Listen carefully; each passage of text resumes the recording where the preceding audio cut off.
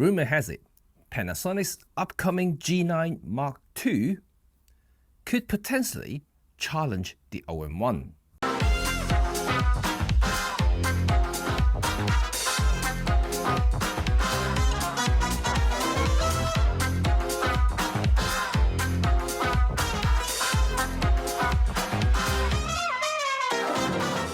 Hi, welcome back. And first of all, I would like to say a big thank you for those who responded to my previous video. And yeah, it's not only just heartwarming, but also very supportive. So thank you all for that. But today, it's a bit more light-hearted, rumor kind of chatting discussion, and basically an opinion poll to see how you think about, Panasonic's latest rumor, the G9 Mark II.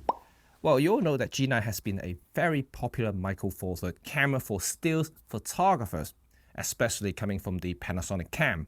And Olympus has always been kind of like the photography master within the Micro Four Thirds RAM. And Panasonic, on the other hand, will be basically more on the video side.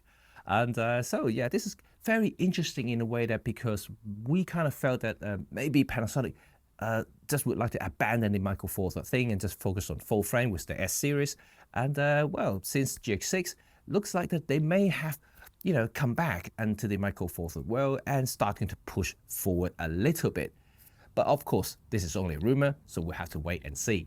Well, I'm sitting here in the back of my house and I'm resting today. You can see I'm a little bit rough at the moment, not because of the video.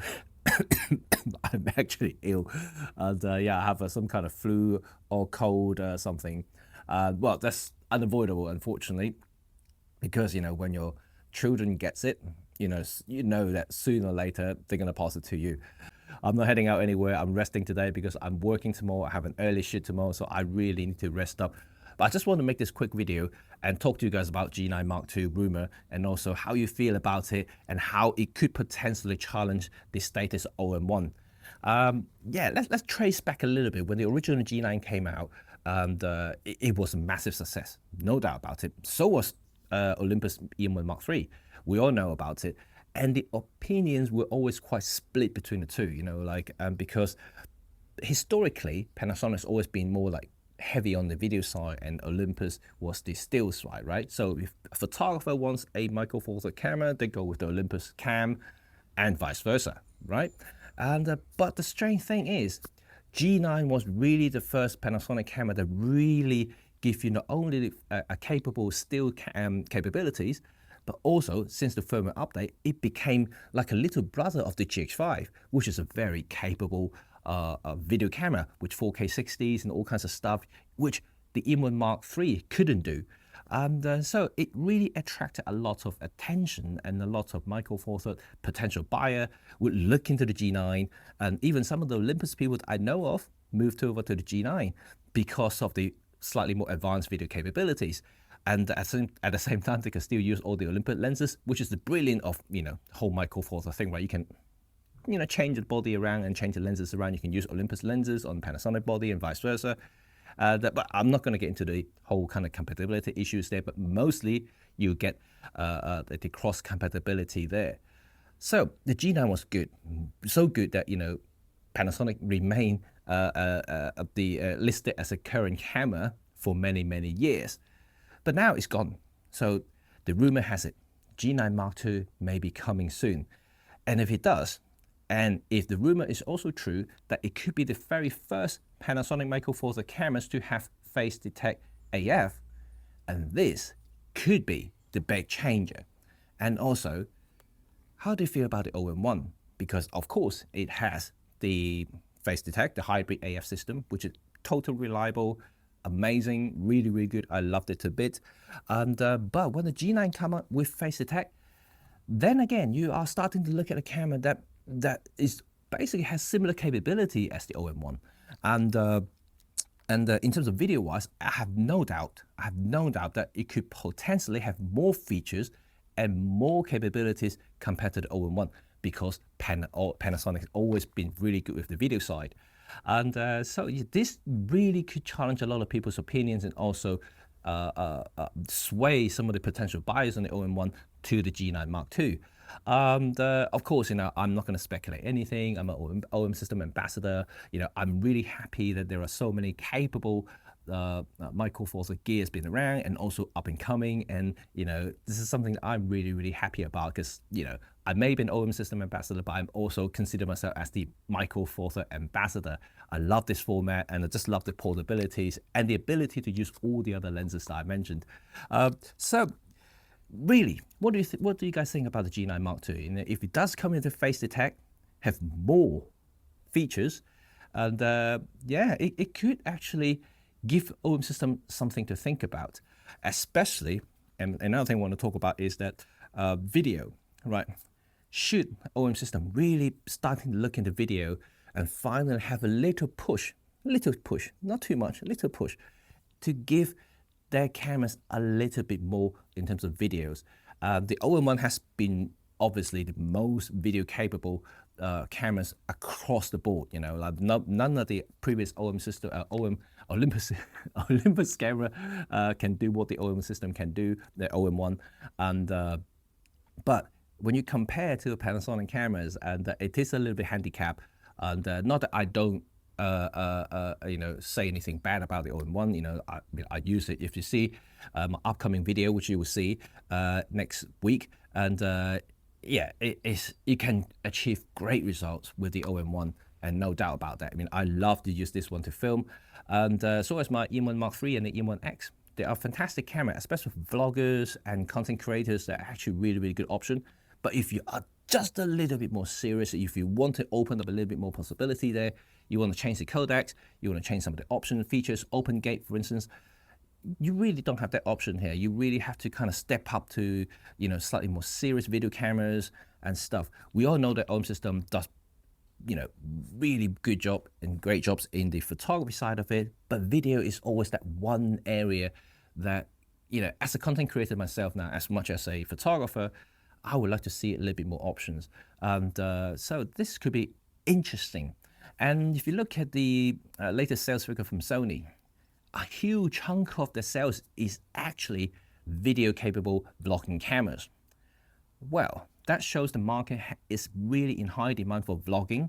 And they have crafted the niche there, and now Sony's become kind of like the #1 choice for all content creators, even though I keep basically advocating micro four third, especially the OM system for vlogging, because they are really, really good, especially OM5 that you see in my latest vlog on the Alice cameras. You can use that for a lot of things with giving you really great result while maintaining the really compact size, so you don't have to lug around big lenses and big system. So that is really, really good. But really is, a Panasonic G9 becoming a more capable video cameras as well as still, which just means hybrid cameras. And that could really challenge the kind of like the kingdom that the OM1 has crafted. And I don't know what other intelligent features it may have, like AI tracking and other things like that. No doubt that Panasonic is going to throw in a little bit more on that as well. So yeah, this could be interesting to see.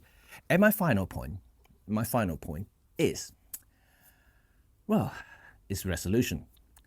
This is something that it's been bugging me for a little bit now, and not that I would say I need more megapixel. Never said that. If you've seen all my previous video, I always say that 20 is plenty for everybody.